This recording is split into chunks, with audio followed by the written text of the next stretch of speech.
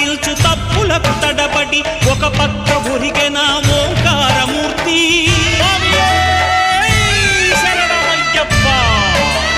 స్వాములందరూ తనకు సాయము కాగా ధీమంతుడై లేచె ఆ కన్య స్వామి.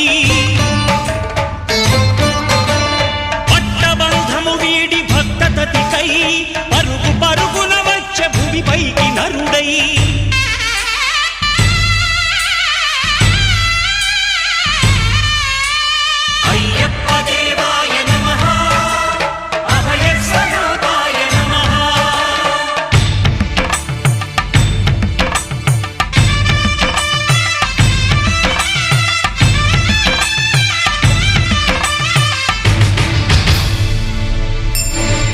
ఘోరకీకారణ్య సంసార యాత్రికుల శరణు ఘోషలు విని రోజు శబరీష